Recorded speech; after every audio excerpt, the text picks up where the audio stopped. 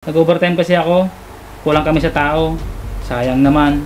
Totoo ba yung sinasabi mo? Baka iba na yung ginagawa mo dyan. Lulukuhin ba kita, mahal? Hayaan mo, sa susunod na day off ko, maaga akong uwi niyan sa bahay, promise. Mahal, ito na yung kape mo. Salamat, mahal. Mahal, may itatanong sana ako sa'yo. Pero sana yung totoong isagot mo, ha? Oh, ano yun, mahal? May babae ka ba? Niloloko mo ba ako? Saan mo naman nakuha yung balitang yan? Ikaw pang may ganang magalit? Tinatanong lang kita. Ba't ganyan ang sagot mo? Sinong hindi magalit sa talong mo? Nagtatrabaho ako ng maayos. Tapos ganyan ang talong mo? Kaya nga tinatanong kita ng maayos, di ba? Saan mo ba nakuha yung chismis na yan? May nag-text kasi sa akin. Hindi ko siya kilala. Nakita ka raw na may kasamang babae at nakakbay ka pa. Sino ba nag-text sa'yo? Malaman ko lang kung sino siya.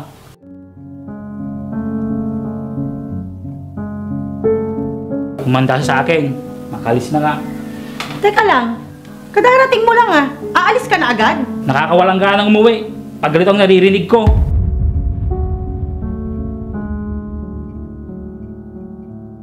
Imbis na makapagpahinga ang tao, pinagdududaan mo pa.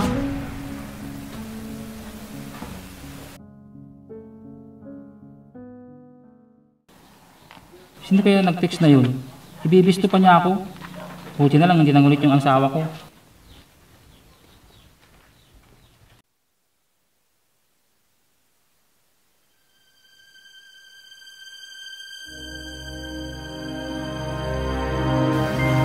Babe, kanina ka pa dyan?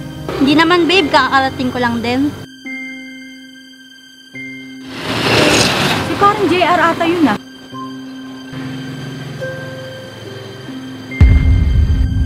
Pero hindi naman si Maring Kay yung kasama niya. Naku, totoo nga yung balita. Tara na babe, para masarili kita. Miss na kasi kita eh. Ito naman, parang ang tagal natin di nagkita. Kagabi lang magkasama tayo. Kahit na babe, siyempre miss kita palagi. Tara na nga babe, miss na din kita. Tara na babe.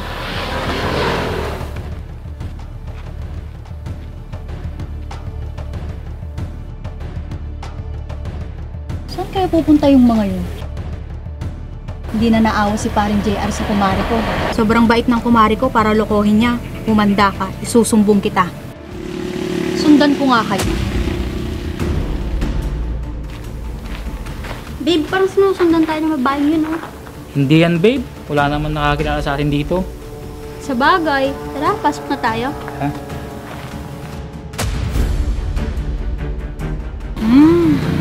Diyan pala kayo nagtatago ah.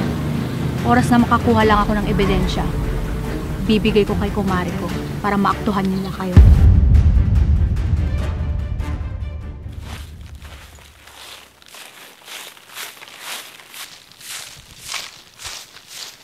Uy Mare, kamusta ka na? Ito, palaging mag-isa. Alam mo naman si kumpare mo. Piniling mag-stay in sa trabaho niya. Ay, stay in ba siya?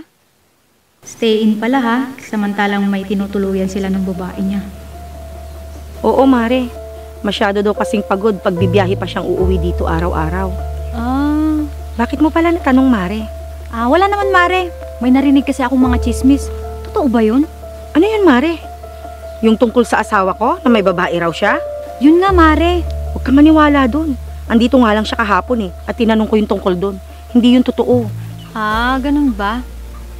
Ako patuloy yung pinagalitan at inaway niya. Halimbawa Mare, totoo yun. Anong gagawin mo? Naku, hindi ko sila mapapatawad. Ipapakulong ko sila. Lagot na. Kailangan makakuha ko ng matibay na ebidensya para maniwala sa akin ng kumari ko. Mahirap kasing paniwalaan pag galing sa chismis. Tama ka Mare. O sige na, hindi na rin ako magtatagal. May pupuntahan pa kasi ako. Sige. Ba't kaya natanong ni Kumari Myla yung tungkol sa asawa ko? Nakikita kaya niya yung ginagawa niya? Nakakapagtaka. Ano kayang ginagawa ng asawa ko ngayon? Day off niya ngayon ah. Ba't di siya umuwi? Matawagan nga. Babe, gusto mo pang pumuntang Tagaytay next week? Sige ba? Mamay nga yan. Tumatawag yung asawa ko. Hello, mahal? Napatawag ka? Ba't hindi kita tatawagan? Nakalimutan mo ata kung anong araw ngayon. Di ba day off mo? Alam ko, mahal. Bakit? Bakit? Nagtanong ka pa. Ba't hindi ka umuwi? Alam ko, mahal. Nag-overtime kasi ako. Kulang kami sa tao. Sayang naman. Totoo ba yung sinasabi mo? Baka iba na yung ginagawa mo dyan. Lulukuhin ba kita, mahal? Hayaan mo, sa susunod na day off ko, maaga akong uwi niyan sa bahay, promise. O sige na, para makapagpahinga ka na rin. Bye.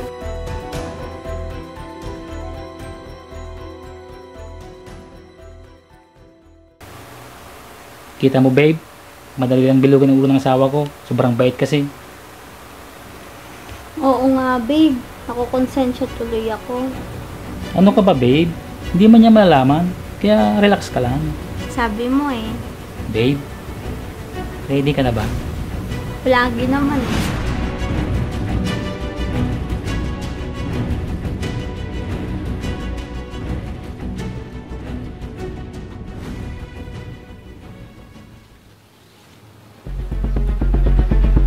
Babe, musta may trabaho mo? Okay naman, babe. Nakakapagod lang. Tignan natin kung hindi pa maniwala si kumari ko pag nakita niya to.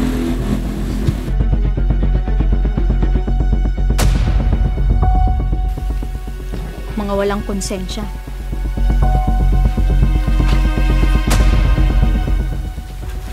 Babe, pasok na tayo sa loob. Bakit, babe? Nag-uusap pa tayo dito eh. Feeling ko kasi, babe, may nakatingin sa atin. Wala namang tao, babe. Kung anong iniisip mo.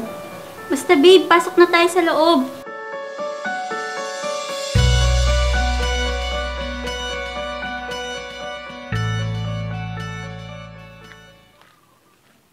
Mare?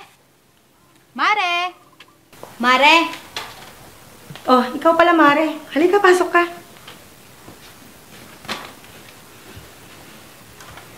Buti na padalaw ka. Anong atin? Mare. May pagtatapat sana ako sa'yo. Ano yun, Mare? Tungkol na naman ba ito sa asawa ko? Oo, Mare. Nasasaktan kasi ako kapag nakikita kong niloloko ka nila. Anong ibig mong sabihin? Magsabi ka nga sa akin ng totoo. Ito, Mare. Panoorin mo. Napakabuti mong tao para lokohin ka nila. Mga walang modo. Ginawa nila akong walang isip. Totoo pala yung chismis. Kumalma ka lang, Mare. Alam mo ba kung saan sila tumutuloy? Oo. Sinundan ko sila nung una ko silang makita.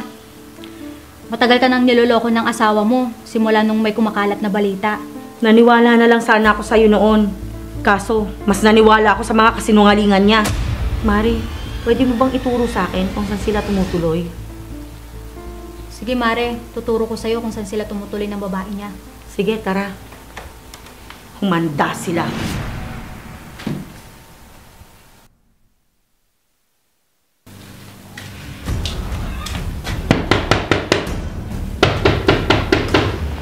Ano kaya itong kumakatok? Ang lakas.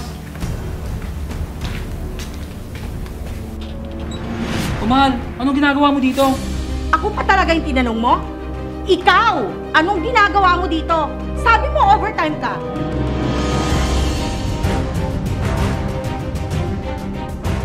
Babe, sino siya? Siya ba? Siya ba ang babae mo? Huwag ka nga sumigaw! Nakakahiya! Mahiya! Kayo dapat ang mahiya sa ginagawa nyo! Ayokong maniwala noon na may babae ka. Pero ngayon, kitang-kita na ng dalawang mata ko. Mahal, magpapaliwanag ako. Magpapaliwanag? Ang dapat sa inyo, makulong. Mahal, maawa ka sa amin. Maawa? Ikaw ba? Naawa ka ba sa akin pag nagsisinungaling ka? Di ba hindi? Tapos ngayon, alam mo na yung salitang maawa? Babe, tama na. At ikaw, babae, ang kapal din ng pagmumukha mo. Ano? Masaya ka na?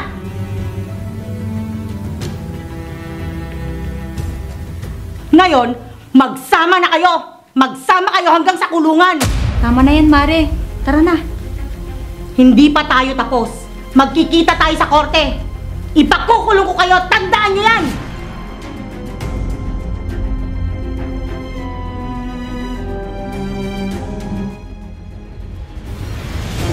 Ayoko makulong. Akong bahala sa'yo, babe.